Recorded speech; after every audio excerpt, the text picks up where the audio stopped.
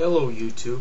In Part 11 of Don't Vote for the Douche or the Turd, I gave my rebuttal to a speech Obama made to Planned Parenthood last year. In Part 12 I'll continue where I left off and give a rebuttal to Obama's stated support of the Freedom of Choice Act. As I said in Part 11, the Freedom of Choice Act is a radical pro-abortion bill which, if passed, will eliminate all abortion restrictions, including restrictions on abortion procedures like partial birth and live birth abortions, and repeal abortion funding restrictions like the Hyde Amendment and the Mexico City policy. Many supporters of the Freedom of Choice Act claim that the bill would do nothing more than to write the Roe v. Wade decision to federal law in case it is overturned, which we are one Supreme Court nomination away from happening. But it would actually go above and beyond Roe v. Wade ruling, which, although did allow abortions in nearly every case, also allowed and upheld some state, local, and federal restrictions on abortion, most recently upholding the ban on partial birth abortion in the Gonzales v. Cahart case. But this is patently false. As I've said before, if this bill is passed, it would ban every restriction on abortion without exception. I'll even read some of the passages from the bill. It is the policy of the United States that every woman has the fundamental right to choose to bear a child, to terminate a pregnancy prior to fetal viability, or to terminate a pregnancy after fetal viability when necessary to protect the life or health of the woman.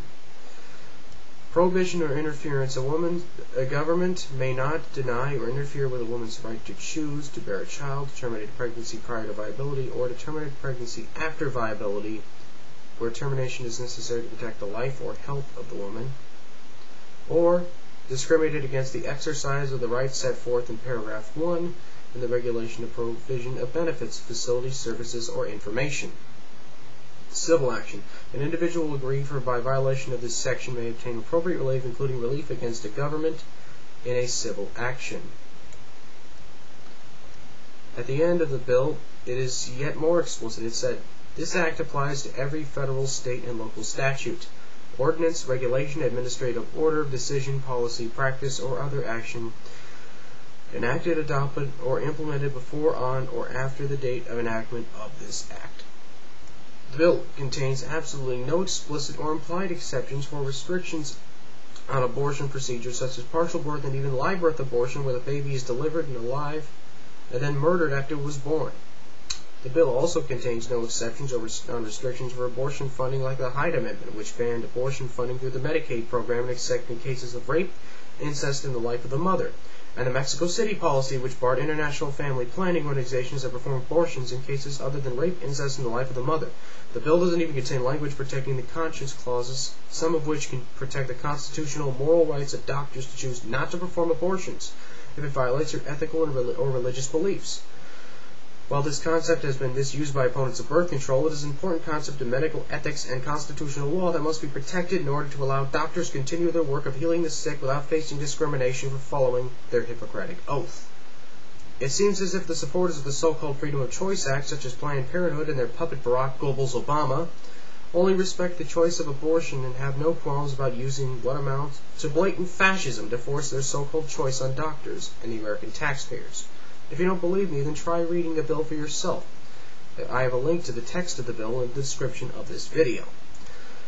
The fact that such a bill is even considered is thanks in part to the lobbying of the abortion industry via NARAL and Planned Parenthood, which in the case of Planned Parenthood is being funded by the American taxpayer. Yes, folks, as I mentioned in passing several times, you, the taxpayer, are, whether you like it or not, funding an industry which profits off of murder. According to Planned Parenthood's annual report for the 2005-2006 fiscal year, which is on their website, and I provided a link to the descriptions of this video on page 6, they detail the total services they provided: 255,015 abortions in 2004 and 264,943 abortions in 2005. And according to that same report on page 16, Planned Parenthood's total revenues was over $902.8 million, and over 34%, which is, or $305.3 million of that money came from what Planned Parenthood calls government grants. These government grants come from local, state, and federal taxes that come from you and me, the taxpayers, which must stop immediately. It's time for us, the taxpayers, to say enough.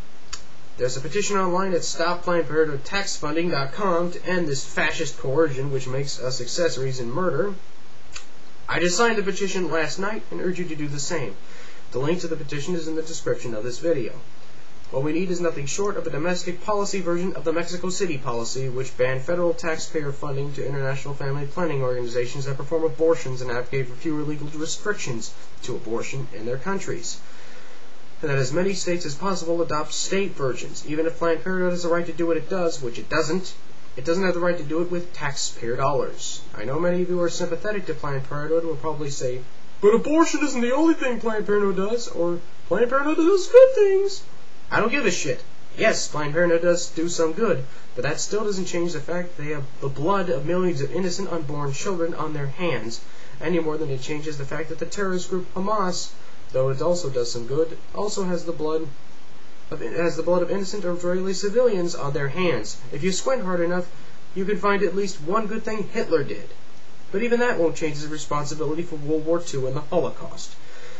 People, the ends simply do not justify the means. And this again goes back to a point I made earlier in Part 11 about why we should have a single-payer universal healthcare system of Medicare for all.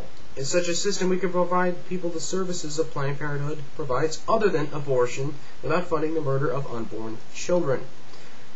It is thanks in part to Barack Goebbels Obama and other puppets of Planned Parenthood that I've come to an important political and moral decision.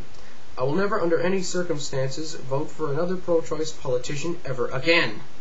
Even though I still believe that not everyone who's pro-choice is pro-abortion, there can be no doubt that the legalization of abortion on demand via Roe v. Wade has allowed the slippery slope which has made millions of taxpayers being accessories to murder, and newborn babies being murdered after failed abortion attempts, which can only be stopped by overturning Roe and a right to life amendment in the Constitution, which defines life as beginning at conception and prohibits the ending of said life except when the pregnancy threatens the mother's life. That is all for Part 12 of Don't Vote for the Douche or the Turd, and all for Obama's pro-abortion voting record. Stay tuned for Part 13 of Don't Vote for the Douche or the Turd, where I reveal why I came to support Barack Obama in the first place.